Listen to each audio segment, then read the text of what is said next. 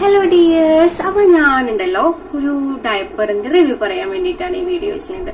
വേറെ ഒന്നുമല്ല, നമ്മുടെ മാമി പോക്കോ പാൻസിന്റെ 2 ടൈപ്പാണ് വരുന്നത്. അത് സ്റ്റാൻഡേർഡും ഉണ്ട്, എക്സ്ട്രാ അബ്സോർബും ഉണ്ട്. അപ്പൊ അത് രണ്ടും തമ്മിലുള്ള ആ ഒരു വ്യത്യാസം നിങ്ങൾക്ക് പറഞ്ഞു തരാൻ വേണ്ടിയിട്ടാണ് ഈ വീഡിയോ ചെയ്യുന്നത്. അപ്പൊ മാമി പോക്കോ പാൻസിന്റെ ഡയപ്പർ എക്സ്ട്രാ അബ്സോർബും ഉണ്ട്, അതുപോലെ തന്നെ സ്റ്റാൻഡേർഡും ഉണ്ട്. അപ്പൊ ഇത് രണ്ടും തമ്മിലുള്ള വ്യത്യാസമാണ് കേട്ടോ. ഇതാണ് കേട്ടോ അപ്പോ മാമി പോക്കോ പാൻസിന്റെ എക്സ്ട്രാ അബ്സോർബ്. ആദ്യം ഞാൻ മോൾക്ക് സ്റ്റാൻഡേർഡ് മേടിച്ച് യൂസ് ചെയ്തിരുന്നു. അപ്പോ അതെന്ന് പറയുന്നത് നമ്മൾ കുറെ യൂറിനൊക്കെ ആയി കഴിഞ്ഞാൽ അത് നന്നായിട്ട് വീർക്കുന്നുണ്ട്. അപ്പൊ സ്റ്റാൻഡേർഡ് യൂസ് ചെയ്തിട്ട് പിന്നെ ഞാനിത് എക്സ്ട്രാ അബ്സോർബാണ് യൂസ് ചെയ്ത് നോക്കിയത്. അപ്പൊ ഇത് യൂസ് ചെയ്തിട്ട് ഇത് ലാസ്റ്റ് വണ്ണാട്ടോ, ഒരെണ്ണം കൂടിയും ബാക്കിയുള്ളൂ. ബാക്കിയെല്ലാം ഞാൻ യൂസ് ചെയ്ത് നോക്കി. അപ്പൊ എനിക്ക് തോന്നുന്നു സ്റ്റാൻഡേർഡിനേക്കാളും ഏറ്റവും ബെറ്റർ എക്സ്ട്രാ അബ്സോർബ് തന്നെയാണ്.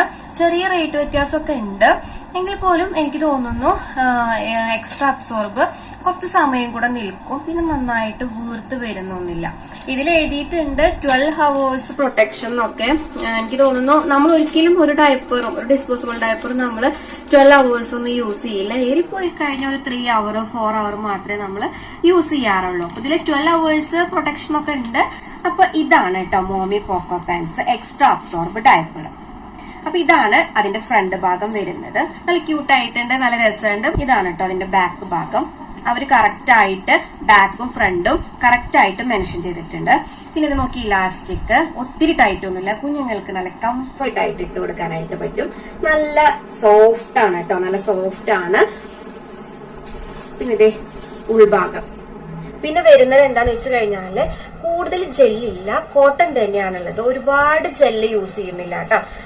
കൂടുതലും ഇതിൽ കോട്ടൺ തന്നെയാണ് യൂസ് ചെയ്യുന്നത്. അതുകൊണ്ട് നമ്മുടെ കുഞ്ഞുങ്ങൾക്ക് അധികം ഇറിറ്റേഷൻ ഉണ്ടാവാനായിട്ടുള്ള ചാൻസ് കുറവാണ്.